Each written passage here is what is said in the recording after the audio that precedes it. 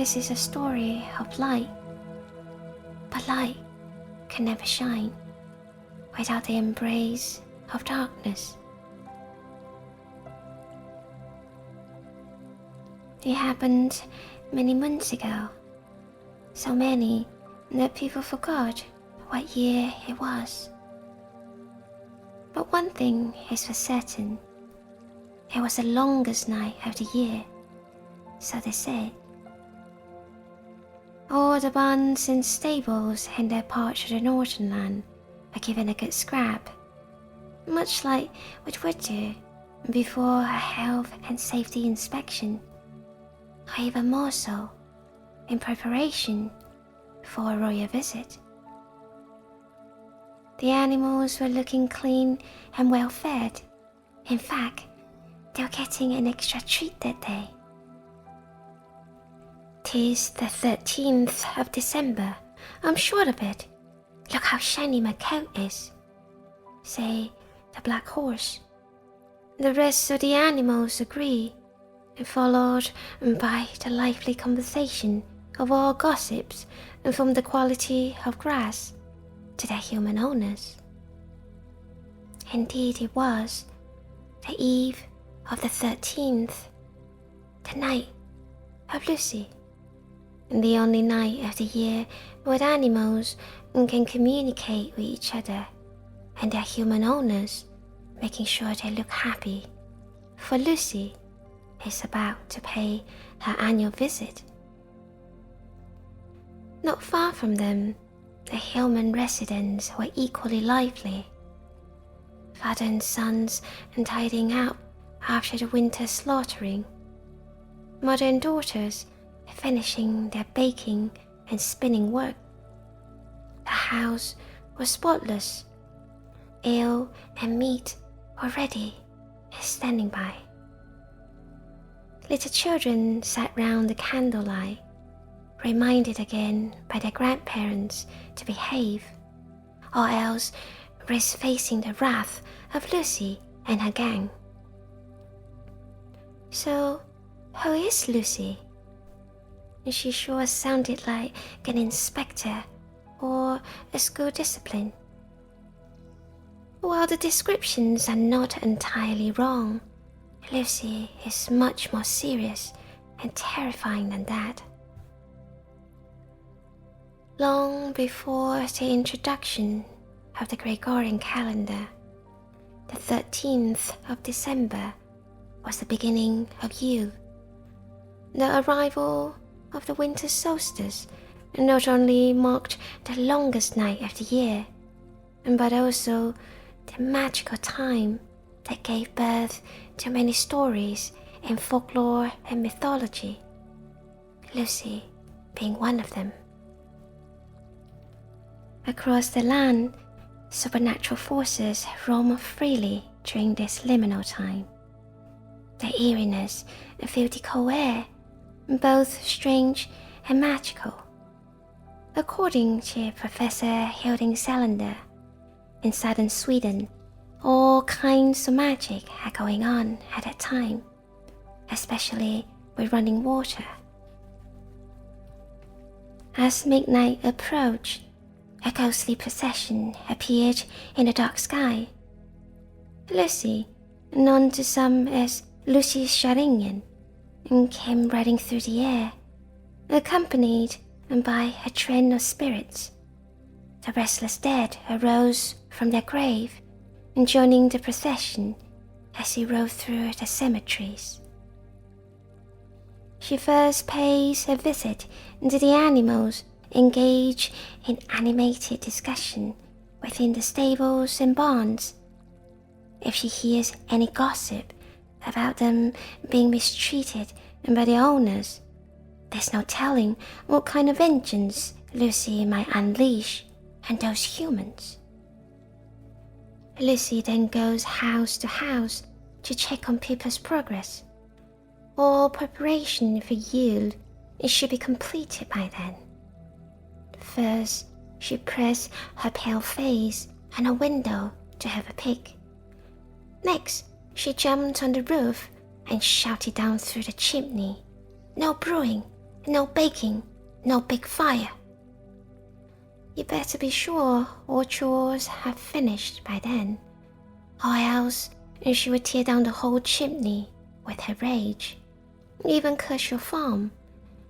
Sometimes she would taste the food and drink to ensure the quality. Mischievous children were especially terrified of Lucy, as she might punish them or take them away. There seem to be many monsters who are determined to punish naughty children. The bloodthirsty Hans Trapp, who disguised himself as a scarecrow, abducted and devoured disobedient children in Alsace and Lorraine.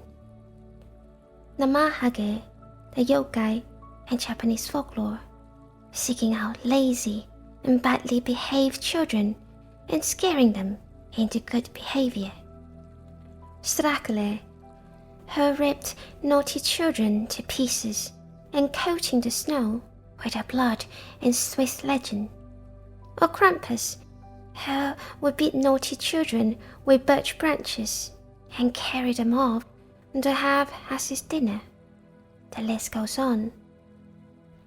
It makes you wonder how many of these tales were created to reinforce social norms and values, since the symbols of punishment are known to have a profound effect on human behavior.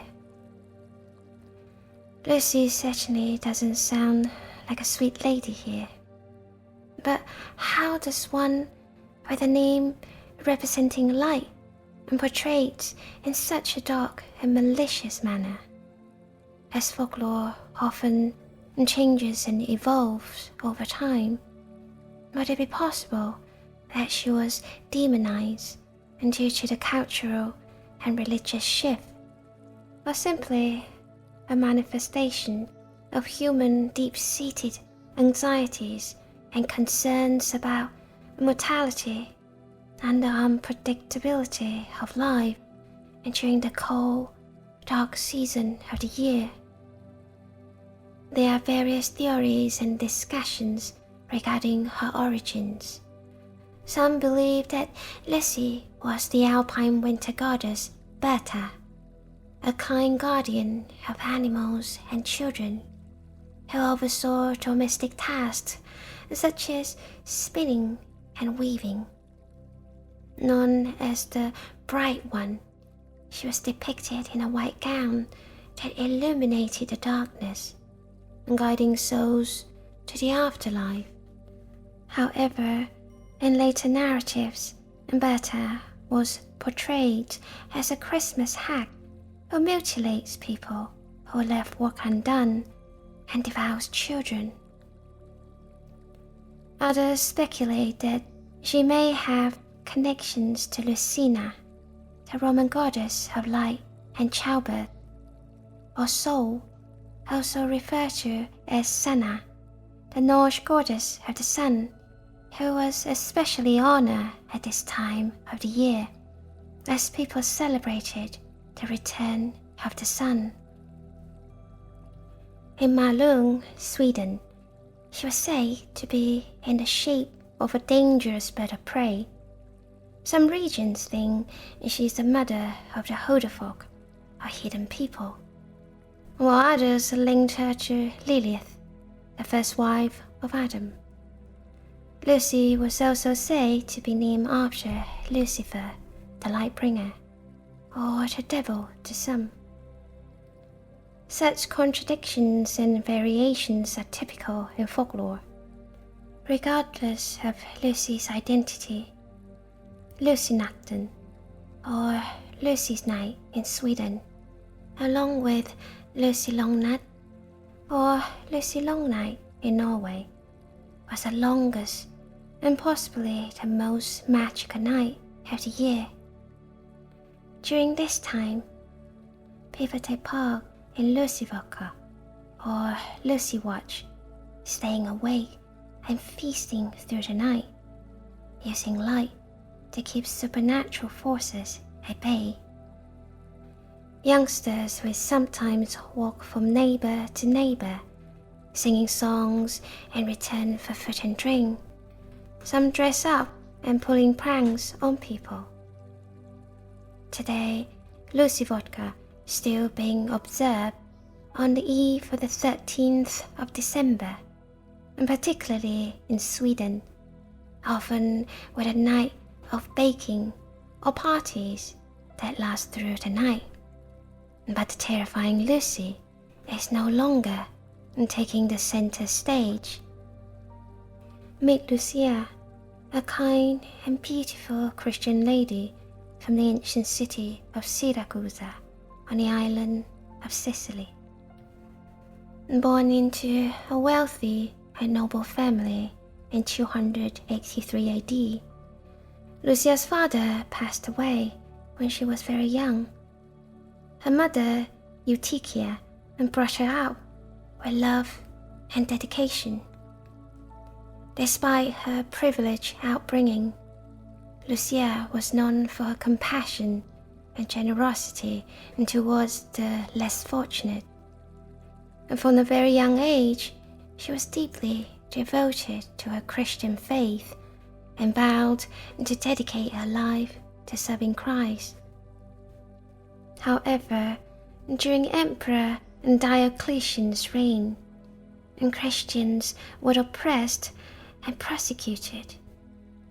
It was said that Lucia would secretly bring food and supplies to the Christians hiding in catacombs.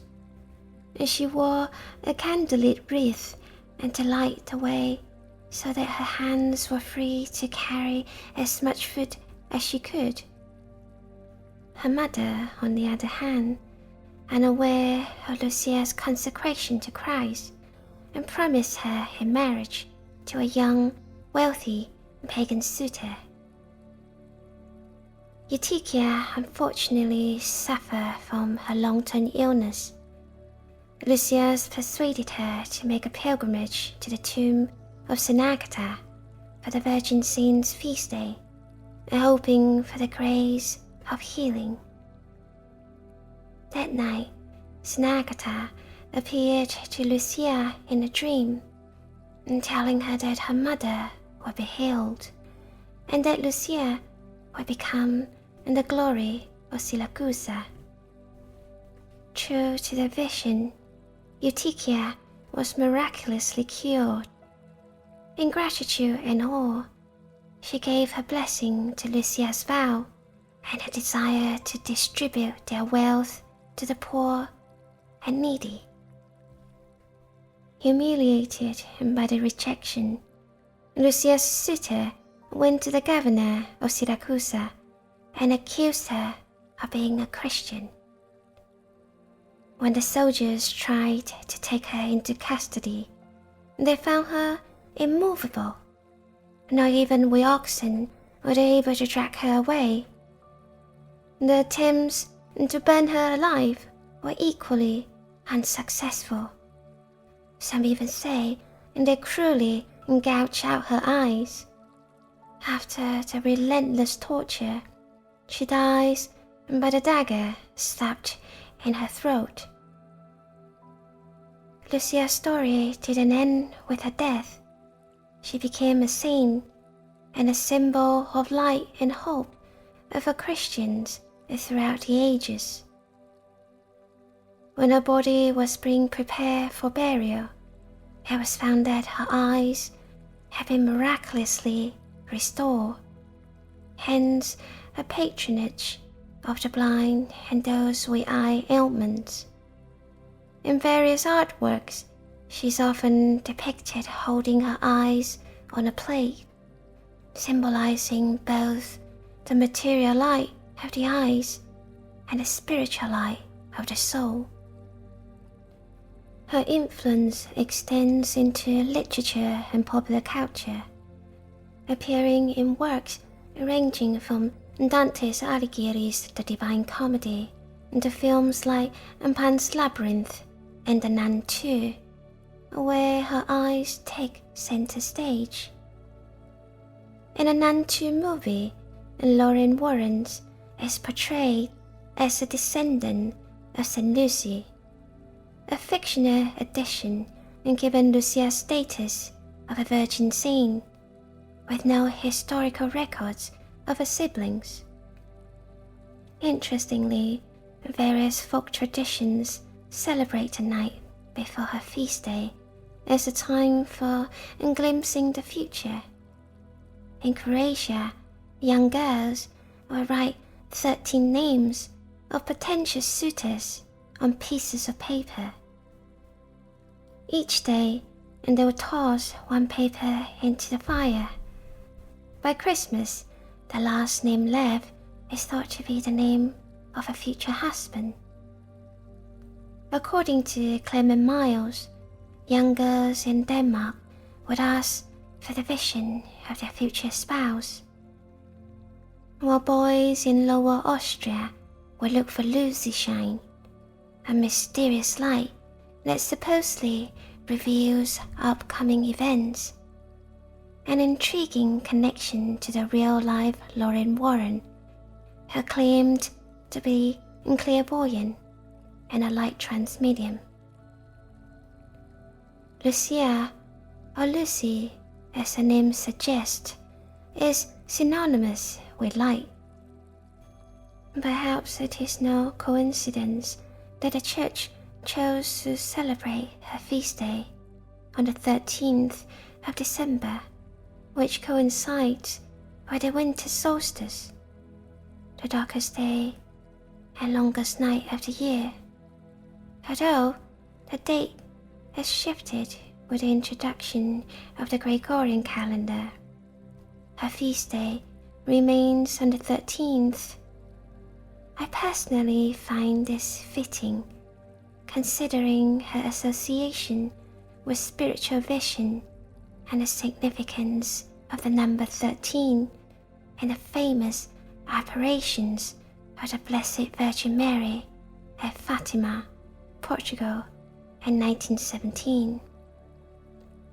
Mary appeared to 3 young shepherd children, Lucia, Francisco, and Jacinta, on the 13th of each month from May to October, entrusting them with a vision of 3 secrets. But that is a story for another time. St. Lucy, or Santa Lucia, is also a gift bearer. In parts of Croatia, she brings small gifts to the house and to the children who are not visited by St. Nicholas. In various regions of Italy, Santa Lucia travels in gift-laden carriage and pulled by a donkey, accompanied by her faithful assistant Castaldo, who helps distributing gifts. Instead of Santa Claus, children in Bergamo write letters to Santa Lucia and drop them in a basket by her statue. The idea of light overcoming darkness and the promise of sunlight returning has been welcomed by the people for hundreds of years, particularly in some northern regions where sunlight is scarce during winter. Now, no longer focus on the scary Luciadagen spectre, Santa Lucia, the bringer of light, enter the scene in the Scandinavian lands. As often happens with saints and martyrs, the story grows and is often incorporated with local law over time. Swedish author Selma Lagerlöf records a legend of a woman named Lucia. Upon learning of the famine affecting the eastern and northeastern shores of Lake Vannon, she filled a large boat with provisions and set sail across the lake to assist those in distress just before the Yule season. Her white dress and the light she bore illuminated the lake during the night. Over time, the legend transformed, and Lucia in the story is now popularly viewed as Santa Lucia, depicted in a white gown, adorned with a red sash and a crown of light. Luciadagen, a Lucia Day, is one of the most cherished traditions in Sweden. It marks the beginning of the Christmas season and continues until the feast of St. Canute on 13th of January. Over the years, the Lucia tradition shifted from the private sphere into public space. The modern day celebration takes place all over the country, from schools, churches, hospitals, and town squares to hotels. No longer the terrifying Lucy and her train of spirits. Instead, a chosen person to portray Lucia, known as Lucia Bride, would lead the Lucia talk or Lucia train. Dressed in a white gown with a red sash and a candlelit wreath on her head, she's joined by handmaidens, starboys in pointed hats with gold stars, gingerbread man, and sometimes in Christmas elves if children are participating in a procession. They walk through darkened rooms, singing songs with candles in their hands. A similar tradition is also carried out in private homes, where the eldest daughter dresses as Lucia and serves saffron buns and coffee to her parents in early morning, singing the Lucia song and leading her younger siblings in a little procession. Lucia's concert will be broadcast on TV, radio, and online platforms.